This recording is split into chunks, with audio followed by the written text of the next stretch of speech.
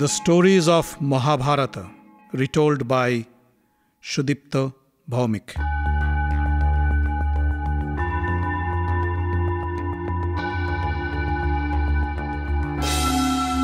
Welcome, dear friends, to another episode of the stories of Mahabharata. In the last episode, we heard how on the 17th day of the war, Bheem killed Duryodhan and kept his promise. We also heard how Arjun killed an unarmed and helpless Karna while he was trying to free his chariot wheel.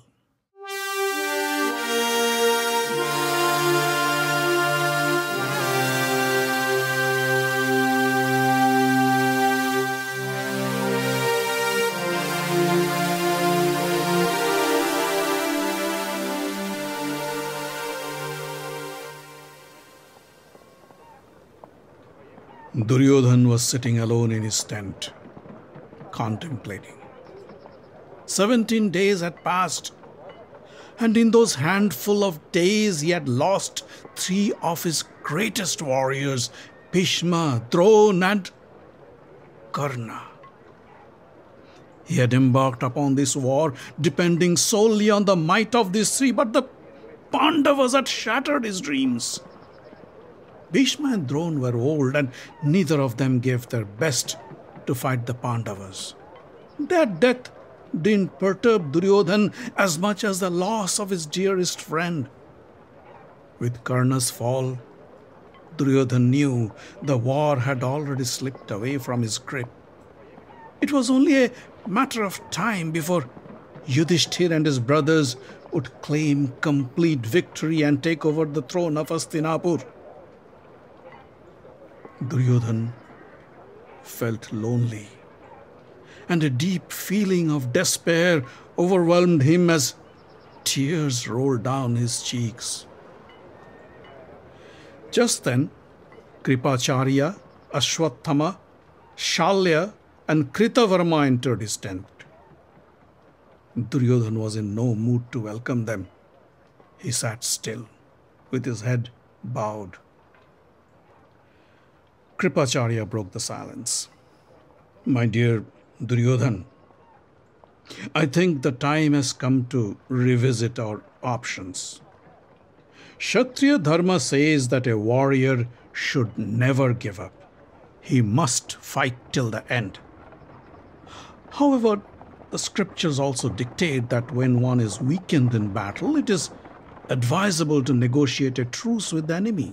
If we declare a ceasefire and request the Pandavas, I'm sure Yudhistir would accept you as the king. Maybe that is our best option at this moment. Duryodhan stood up slowly and faced Kripacharya. You speak like a wise man, and your advice is well-intentioned. Every word you speak is for my good. However, I cannot accept your proposal. Surrender to Yudhistir and live on his charity? Never! Even if he accepts me as the king of Hastinapur, I'll have to bow to him forever because of his generosity. It is better to die a glorious death in battle than to live like a slave. Besides, why would Yudhistir agree to such a proposal? Especially after all that we have done to them? Listen to me. Tomorrow, we will fight with all our might. We have gallant warriors like you, and I believe we still have the capability to win. Now, we need to find us a commander-in-chief. Ashwatthama, tell me, who do you think should lead us to battle tomorrow? Ashwatthama bowed to Duryodhan and said, O king, in my opinion, King Shalya would be the best person to be our next commander-in-chief. He is not only a valiant warrior, but has proved his loyalty to you by abandoning his own nephews and joining your side. Duryodhan was pleased with the suggestion. He walked towards Shalya with folded hands and said, Dear uncle, now is the time to test who is our friend and who is our foe. You are strong and skilled in using various weapons. You are as powerful as Bhishma and Drona, and as wise as Krishna. Now, you are our only hope. I pray you lead us in the battle as our new commander-in-chief. Shalya was delighted with the praise. He touched Duryodhan's head and said, My dear Duryodhan, I am pleased and honored to have won your trust and confidence. I accept your offer to lead the Kaurava army. Tomorrow, you will witness my true might when I destroy the Pandavas. Duryodhan called in the priests to conduct the rituals and ceremony to appoint Shalya, the king of Madra, as the next Kaurava commander-in-chief. When the news reached the Pandava camp, Yudhistir stepped into Krishna's tent and asked, Duryodhan has appointed our uncle, the great warrior, King Shalya, as his commander-in-chief. How do you suggest we defeat him? Krishna smiled. Shalya is indeed extremely powerful and could prove to be quite dangerous. He is stronger than most of our Pandava warriors. However, I feel you are the best person, perhaps the only person who can kill the Madra king. If you don't go soft on him because he is your uncle, then I am sure tomorrow Shalya will die at your hands. The next morning, the Kaurava generals, Kripa, Kritavarma, Aswathama, Shalya and Sakuni met with Duryodhan and decided that none of them would engage in a one-on-one combat with the Pandavas. During the battle, they would always cover and protect each other and won't allow the Pandavas to break through their defense. With the ringing of the conch shells, the two armies clashed again for the 18th time in the great war of Kurukshetra. The death of Karna boosted the confidence of the Pandavas manifold, and they pounced upon the enemy with such ferocity that the Kauravas felt overwhelmed. Nakul killed Karna's two sons, Chitrasen and Satyasen. Sahadev killed Shalya's son. Bheem attacked Shalya and killed his horses. Shalya struck back at Bheem by hurling a huge spear at him, piercing his armor. Bheem pulled out the spear and hurled it back at Shalya. The spear hit Shalya's charioteer and killed him. Shalya and Bheem fought each other like men possessed, till both were exhausted. Kripacharya came to Shalya's rescue and took him away from Bheem. Yudhistir called his brothers and said, You have demonstrated your prowess by killing the mightiest of Kaurava warriors. Now, I'd request you to leave Shalya to me. Today, either I will kill him or he will slay me. Satyaki, Drishtadumna, Bheem and Arjun, all of you protect me from any attacks from the sides and my back, but do not interfere when I fight my uncle. With the Pandava brothers supporting and surrounding him, along with Satyaki and Drishtadumna, Yudhistir attacked Shalya. Krishna's encouragement on the previous night gave Yudhishthir's confidence a big boost. He pounced upon Shalya with such aggressiveness that the Pandava soldiers around him were stunned. That the soft-spoken, kind man who was regarded as the personification of Dharma himself could turn out to be such a valiant and fierce warrior was something they could never imagine. Yudhishthir's arrows killed Shalya's horses and his charioteer. Aswathama came running to rescue him. Yudhishthir continued killing Shalya's warriors with his favorite weapon, the spear. Moments later, Shalya returned in a new chariot and in rapid succession killed Yudhishthir's horses and his charioteer. Bheem couldn't control himself. He hurled his mace at Shalya and destroyed his chariot. Shalya Shalya jumped off the vehicle with a machete and a shield in his hand and ran towards Yudhistir. Bheem shot a sharp arrow at Shalya and cut the handle of his machete. Yudhistir knew this was his moment to kill Shalya. He stood on his horseless chariot and pulled out a ferocious arrow from his quiver and engaged it to his bow. He aimed the weapon at Shalya and said, "Uncle Shalya, you abandoned the path of dharma and joined the evil Kauravas, and for that sin, my arrow will kill you now." Saying this, he released the weapon. The arrow zoomed at lightning speed and struck Shalya's chest, tearing it apart. Shalya's lifeless body crashed to the ground. Bereft of a commander-in-chief, the Kaurava army was in total disarray. They began to flee in hordes while the Pandavas went on a killing spree. Duryodhan tried to persuade them back. "The war is not over yet. We have great warriors, Aswathama, Kripacharya, Kritavarma. We can still win the war. Come back." King Salva, from the lands of the northern mountains, rode a huge elephant that belonged to Duryodhan and attacked the Pandava soldiers. The elephant trampled the soldiers while Salva showered them with arrows. Drishtadyumna tried to stop the elephant by shooting spears and arrows at it, but the weapons hardly penetrated the beast's thick skin. Salva drove the elephant towards Drishtadyumna to crush him.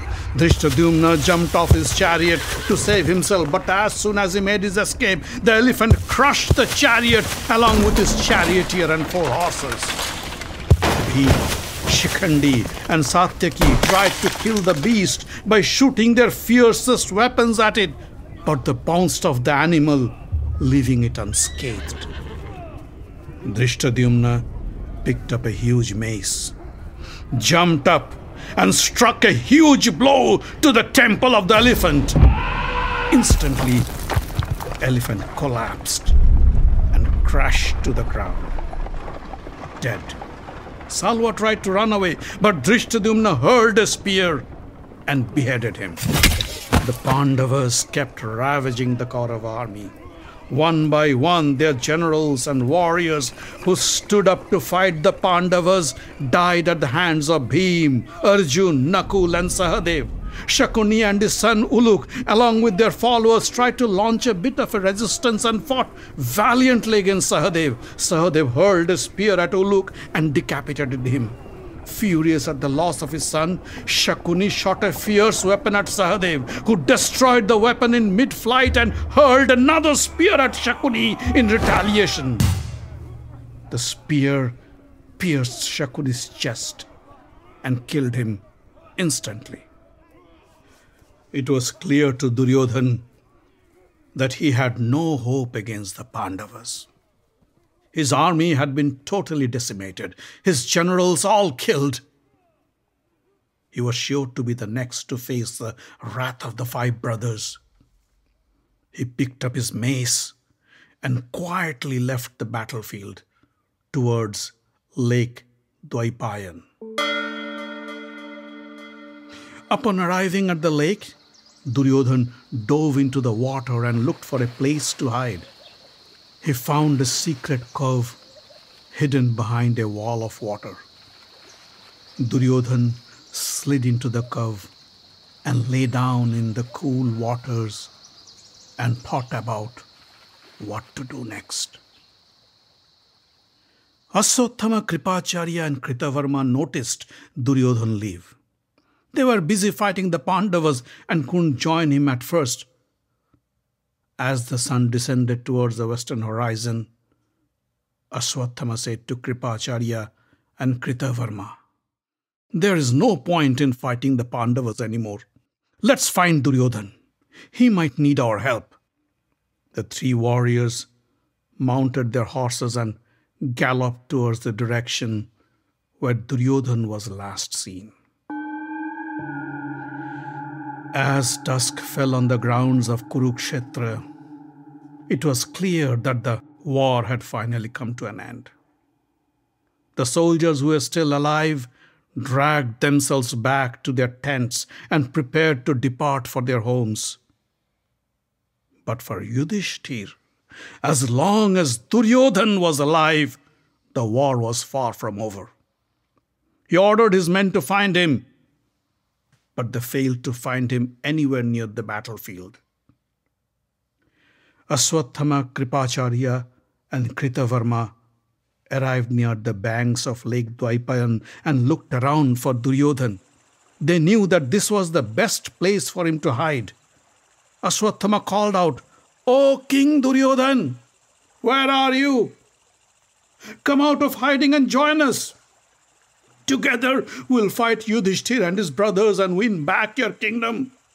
Or else we will die and depart for the heavens." Duryodhan answered from his secret cove, "I'm glad you are still alive. I appreciate your concern and your willingness to fight for me. But I'm tired and wounded. Let me rest. Maybe tomorrow I will regain my strength and join you to fight the Pandavas." As Duryodhan was speaking, a band of tribal hunters were passing by. When they heard Duryodhan, they ran to the Pandava camp and informed Yudhistir about the hiding place. Yudhistir was elated. He called his brothers and said, "Let's go to Lake Dwaipayan and finish the war." The Pandavas, along with Krishna, mounted their chariots and left for the lake. When Aswathama heard the rumble of the Pandava chariots, he said, "King Duryodhan, the Pandavas have found your hideout. We must leave now." With Duryodhan's permission, the 3 Kaurava warriors mounted their horses and galloped away. Yudhisthira arrived and looked around.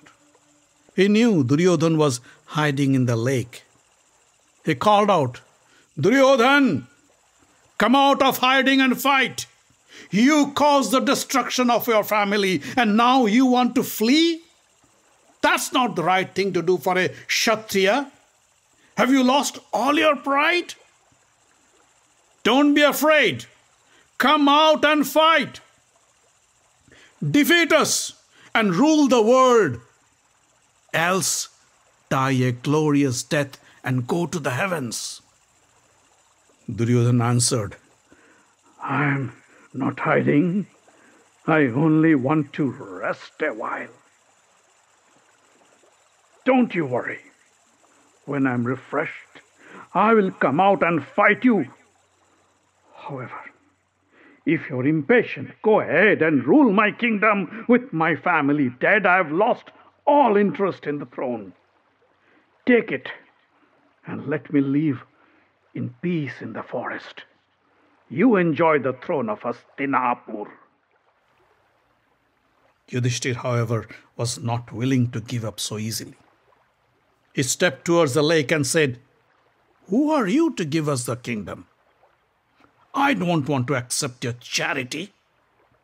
You remember when I had asked for 5 villages for us 5 brothers, you said that without a fight you wouldn't give us even a speck of land one could lift on a needle. Now let us fulfill your wish. Come out and fight. We'll defeat you and win the throne with our might." "I can fight, but I don't have chariots, armors, helmets. Besides, you are 5 and I am alone. It will not be a fair fight." "You talk about a fair fight? Where was your sense of fairness when 7 of you warriors surrounded the young Abhimanyu and killed him? This is what I offer you. We will give you whatever you need to fight us. You may pick any weapon of your choice and choose to fight any one of us 5 brothers. If you kill the person whom you choose to fight, the kingdom is yours. Do you agree?" I agree," I will pick the mace as my weapon. You can assign anybody to fight me. Nobody can defeat me with my favorite weapon. Krishna was furious at Yudhistir. How could you make such a foolish proposal? Select any of your brothers to fight? What if he selects you, or Nakul, or Sahadev? Duryodhan is not only strong, but he is also the most skilled mace warrior in the world. Nobody can defeat him in a fair mace fight. Bheem may be stronger than him, but as far as skill is concerned, Duryodhan is far superior. Bheem stepped forward and said, Brother Yudhishthir, allow me to fight Duryodhan. I have promised to kill him and I want to honor it. Krishna, don't you worry. I know how to defeat Duryodhan. I will kill him for sure. Duryodhan stepped out of the lake with his huge mace in hand. Yudhishthir gestured towards his chariot and said, Put on your armor and helmet and prepare to fight. Bhimsen will fight you on our behalf. Duryodhan strapped on a heavy armor and put on a helmet to protect his head. Then he walked towards Bheem and said, Today I will fulfill your wish to fight me. You will die at my hands. Now pick up your mace and fight me. Bheem flared his nostrils and roared at the top of his voice, Prepare to die, you evil man! Today my mace won't rest until it tastes your blood. He thumped the ground with his feet, and the earth trembled as if an earthquake had struck the area. At that moment, Krishna's brother, Balaram, arrived with a huge plough on his shoulder. He had been visiting several pilgrimages, and when he heard the news that his student Duryodhan was engaged in a mace fight with Bheem, he couldn't leave. Yudhishthir and Krishna welcomed him, and he sat down to watch the fight. Bheem and Duryodhan faced each other like two huge giants. Swinging their maces and thumping their chests, they hurled vicious insults at each other. They moved in circles to fight the right moment to strike. Suddenly, Bheem swung his mace at Duryodhan's head. Duryodhan ducked and avoided the blow. In the next instant, he struck Bheem on his chest and left him breathless. Bheem took a couple of minutes to recover and then attacked Duryodhan with a huge blow on his left side. Duryodhan reeled to absorb the impact and then bounced back. The fight continued with such savagery that the gods in the heavens assembled to watch the spectacle. The maces of the giants struck each other with loud bangs, and sparks flew into the sky.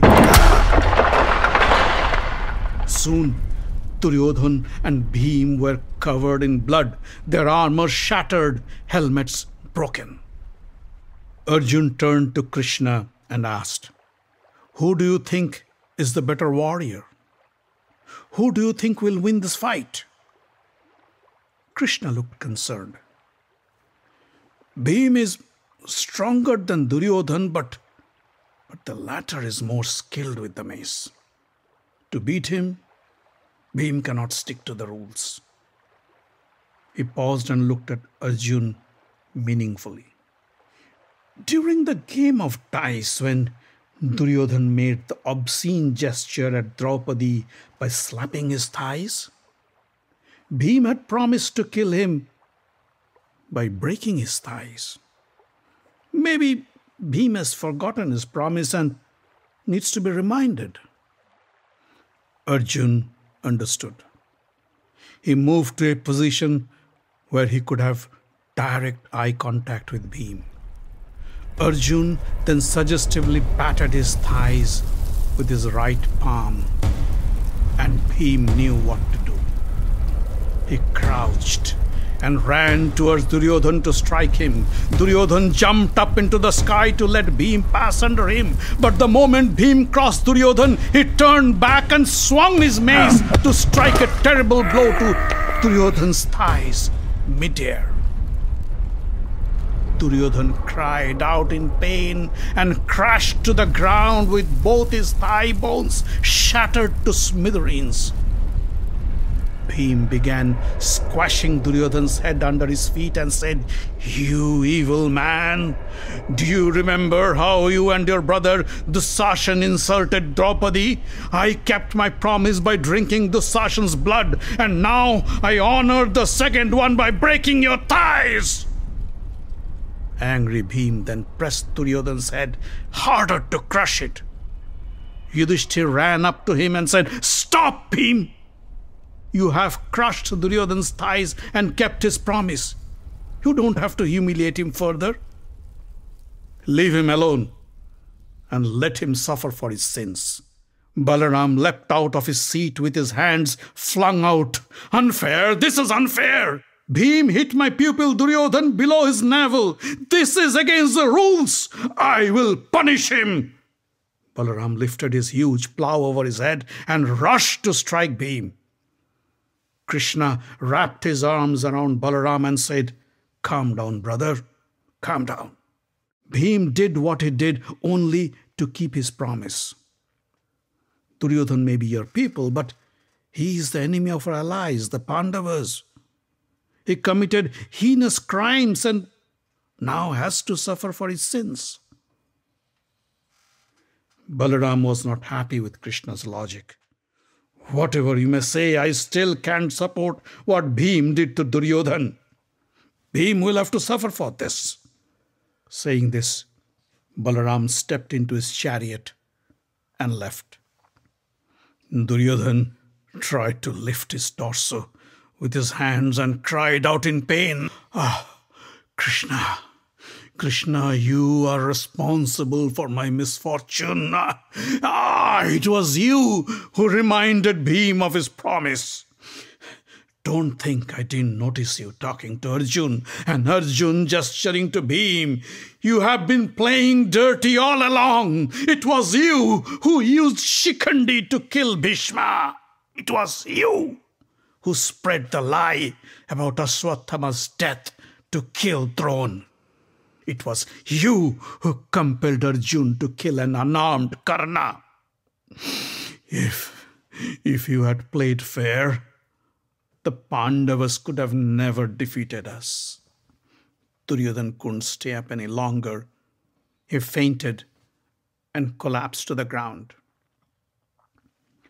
Duryodhan's criticism made the Pandavas uncomfortable. Unable to counter his arguments, they stood with their heads hung in shame. Krishna smiled and said, "Don't pay attention to Duryodhan's whining. It isn't unusual to leverage unconventional strategies to win a battle. For ages, people and gods have resorted to deception and other means to defeat a more powerful enemy. You would have never been able to kill Bhishma nor Drona in a fair and straight battle. That's why I suggested a little trickery to expose their vulnerability, and they fell for it. At the end of the day, we succeeded and they failed. We won and they lost. Now enjoy your victory and prepare for the days ahead." The Pandavas mounted their chariots and headed back to their camp, leaving behind an unconscious Duryodhan by the banks of Lake Dwaipayan to die a gruesome death. The Stories of Mahabharata is written, directed and told by Sudipta Bhawmik. Audio engineering, original music and sound design by Avi Ziv. Find us online at facebook.com/Mahabharata Podcast. Join the group for updates and news. Subscribe to the podcast using iTunes or any other podcast catcher. On Twitter, we are at Mahabharat Audio.